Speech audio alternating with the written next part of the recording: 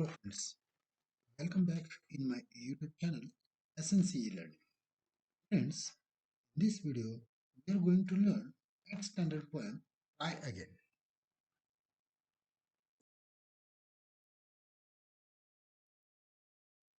This poem is written by famous British poet W.E. He is born in 7th January 1803. W. Hexon was a British educational writer commonly known as Rich Man Hudson.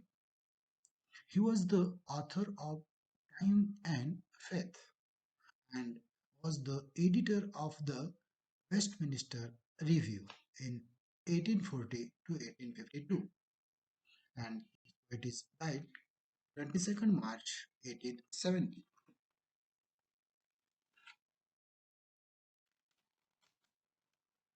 In this poem,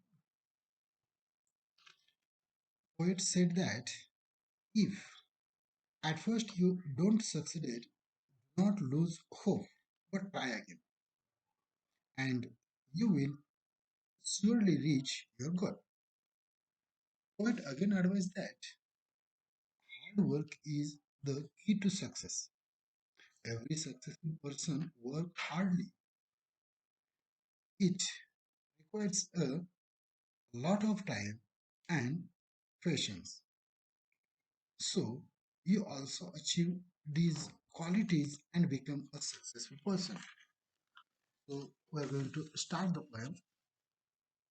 Try again. This a lesson you should heed. Try again. If at first you don't succeed, try again. Then your courage should appear, or you will be persevere. You will conquer, never fear. Try again.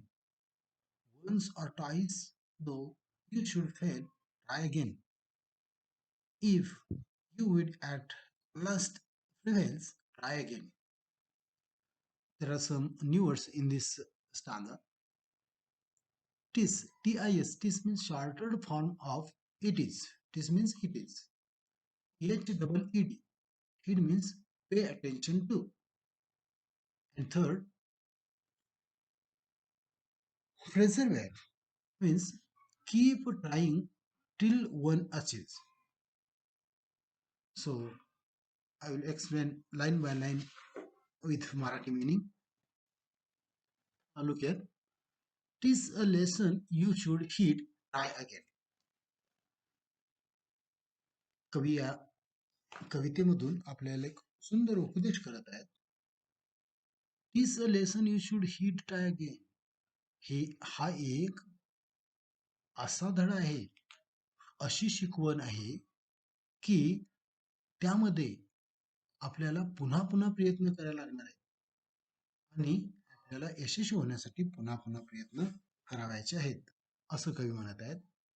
If at first you don't succeeded, try again.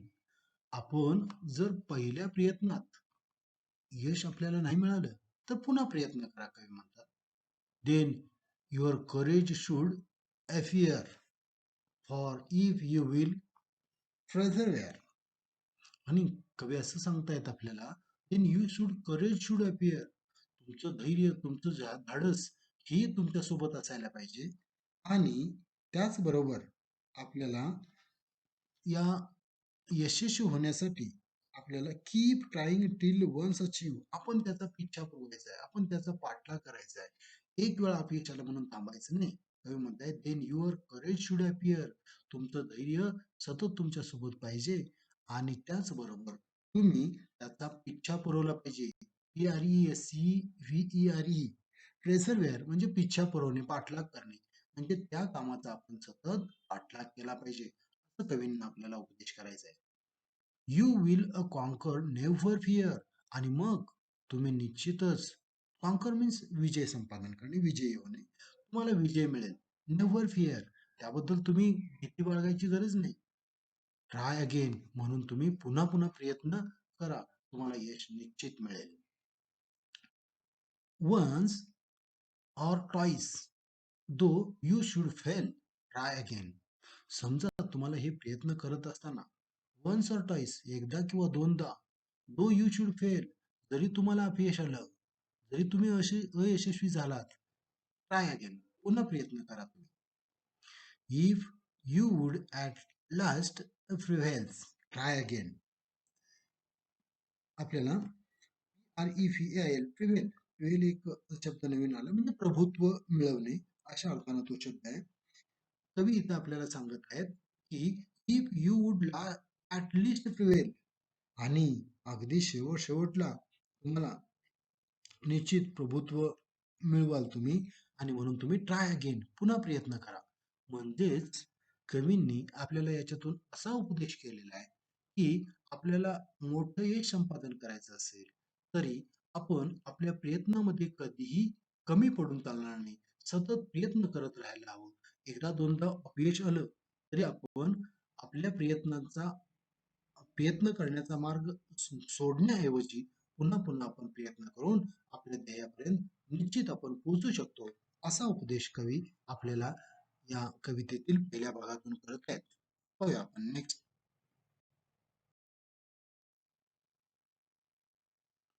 If we strive is no disgrace though we do not win the race what should we do in that case try again if you find your task is hard try again time will bring you your reward try again all that other folk can do why with a patience may not you only keep this rule in use try again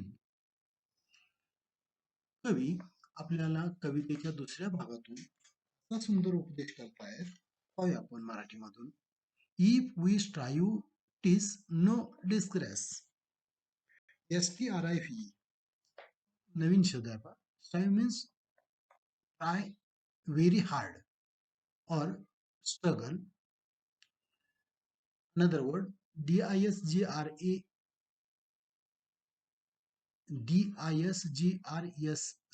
disgrace sigma and third word patience PATIENC patience means capacity to accept delay without losing hope आपण मराठीमध्ये त्याला संयम असा शब्द म्हणतो if we strive TISS no disgrace कवी आपल्याला असं सांगतायत की तुम्ही समजा खूप स्ट्रगल करत आहात संघर्ष करत आहात इट इज नो डिस्ग्रेस आणि तरी सुद्धा तुम्हाला कलंक भेटला म्हणजे तुम्ही त्या कामामध्ये तुम्हाला यश नाही भेटलं दोष भेटला though we do not win the race आणि जरी तुम्ही तुमच्या कार्यामध्ये तुमच्या शर्यतीमध्ये विजयी नाही होऊ शकलात what should we do in that case काय कराल बघा अशा वेळी तुम्ही म्हणजे तुम्ही खूप प्रयत्न करून पण तुम्हाला जरी यश संपादन नाही करता आलं एक दोन तीन वेळा प्रयत्न केले तरी यश नाही आलं तरी काय कराल बरं अशा वेळी तुम्ही what should we do in that case अशा प्रसंगी तुम्ही काय कराल try again that is answer तर त्याला एकच पुन्हा प्रयत्न करा you find your task is hard जर तुम्हाला तुमचं काम कठीण वाटत असेल ट्राय अगेन तरी सुद्धा तुम्ही पुन्हा प्रयत्न करा time will bring you your rewards try again वेळ तुम्हाला निश्चित त्या तुमच्या प्रयत्नाचं बक्षीस देईल तुम्हाला केलेल्या प्रयत्नाचं निश्चित चांगलं फळ मिळेल म्हणून पुन्हा प्रयत्न करा कवी आपल्याला सांगतायत all that other folk can do FOLK folk म्हणजे लोक पीपल असाल all that other folk can do असे आपल्याला अनेक लोक असे करताना दिसतील why with patience may not you मग आपल्याला आपल्याजवळ संयम नको का असायला यश मोठं मिळवायचं असेल तर आपल्याजवळ संयम पाहिजे. आपल्याला वाट पाहायला आपण शिकलं पाहिजे. लगेचच कोणतीही गोष्ट मिळण्यापेक्षा आपण त्याची वाट पाहूया, असं कवी आपल्याला उपदेश करतायत. Only keep this rule in view, try again. आणि हा एक फक्त नियम लक्षात घ्या. तुमच्याजवळ संयमी वृत्ती ठेवा, तुम्ही संयम बाळगा आणि मग निश्चितच तुम्ही तुमच्या कार्यामध्ये निश्चित यशस्वी व्हाल. असा उपदेश कवी ट्राय अगेन या कवितेमधून आपल्याला करत आहेत. कविता निश्चितच तुम्हाला समजली असेल अशी अपेक्षा करतो आणि थांबतो. Thank you very much.